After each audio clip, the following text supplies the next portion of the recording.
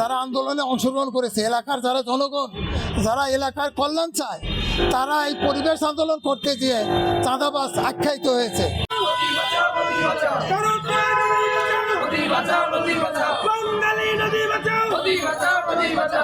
আমার আন্দোলনের কর্মীরা তারা তাদের বিক্ষোভ প্রদর্শন করার অপরাধে তাদের বিরুদ্ধে চাঁদাবাজি মামলা হয়েছে এবং দুজনকে অলরেডি অ্যারেস্ট করা হয়েছিল। যে নদী ছিল আমাদের নিঃশ্বাস প্রশ্বাসের একমাত্র মাধ্যম, যে নদী ছিল আমাদের জীবন জীবিকার একমাত্র উপায়, সেই নদীটাকে ধ্বংস করে দেওয়া হচ্ছে। আজকে যে ফুলজোরের আসল নাম হলো বাঙালি, এই বাঙালি নদীটা ধুনুটের ফুলজোর গ্রাম ক্রস করার পরে থেকে লোকালি এটা ফুলজোর নাম ধারণ করেছে। এই ফুলজোর এবং করতোয়া উত্তরবঙ্গের মধ্যে উল্লেখযোগ্য নদী এবং এই নদীর উপরে নির্ভর করে জেলে সম্প্রদায়, হাঁস খামারি, তারপরে গোপালনকারীরা, কৃষি জমির উৎপাদন, সমস্ত কিছু এই দুটো নদীর উপর থেকে নির্ভর করেছে এবং এলাকার যে আজকের যে সভ্যতা, এই সভ্যতার মূলে এই দুটো নদী। আশেপাশের যত বাজার বন্দর আছে সব এই নদী তীরেই গড়ে উঠেছে।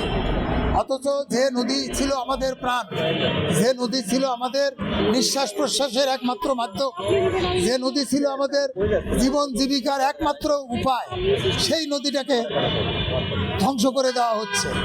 উজানে মজুমদার প্রোডাক্টস লিমিটেড এবং এসআর কেমিক্যাল, এই দুটা কারখানা থেকে তরল বর্জ্য এবং অন্য অন্য বর্জ্য সমস্ত কিছু এই নদীর মধ্যে ফেলা হচ্ছে। এতে করে মাছ, জলজ প্রাণী, ইভেন যত রকমের পানিতে যত রকমের উপজীব অনুজীব আছে সমূলে ধ্বংস হয়ে গেছে। পানির প্রকৃতি বলতে যা তার নাই, পানির যেটা ধর্ম সেটা বিনষ্ট হয়ে গেছে অনেক আগে। এবং এই ক্ষতি কি করে পূরণ হবে আমরা জানি না। আমরা বারবার প্রশাসনের দৃষ্টি আকর্ষণ করছি, পরিবেশ অধিদপ্তরের দৃষ্টি আকর্ষণ করছি।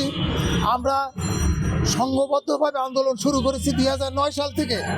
এই 2009 সালের পরে এ পর্যন্ত আমাদের দেখানো বা আমাদের কি বলবো আর কি আই ওয়াশ করার জন্য মাঝে মাঝে কিছু কিছু এই সমস্ত কারখানার নামমাত্র জরিমানা হয়েছে, কিন্তু সেই জরিমানা তো আমাদের জরিমানা করে তারা এটাকে জায়েজ মনে করে নিয়েছে। তারা জরিমানা দেওয়ার পরে আবার সহৎসাহে এই নদী ধ্বংসের কাজ করছে, নদী দূষণের কাজ করছে। কিন্তু আমাদের দাবি যে একটি কেমিক্যাল কারখানা জনবহুল এলাকায় হয় কি করে? আমরা জানি যে সুনির্দিষ্ট শিল্পাঞ্চলে এবং নিয়ন্ত্রিত পরিবেশে সমস্ত কেমিক্যাল কারখানা স্থাপন হওয়ার কথা, কিন্তু সেটা একটা জনবহুল এলাকাতে নদী পারে হচ্ছে। এবং আমরা এও জানি যে এই সমস্ত কারখানার বৈধ কোনো কাগজপত্র নাই, পরিবেশ অধিদপ্তরের লিগ্যাল কোনো ছাড়পত্র নাই। তারপরে এরা কিভাবে দুর্দান্ত প্রতাপের সঙ্গে এগুলো করে যাচ্ছে, আমরা খুব অবাক হই। দেশে প্রচলিত আইনে এদের কিছুই করা যাচ্ছে না, এটা অত্যন্ত দুঃখজনক বিষয়। আরেকটা বিষয় হলো যে আমার আন্দোলনের কর্মীরা তারা তাদের বিক্ষোভ প্রদর্শন করার অপরাধে তাদের বিরুদ্ধে চাঁদাবাজি মামলা হয়েছে এবং দুজনকে অলরেডি অ্যারেস্ট করা হয়েছিল।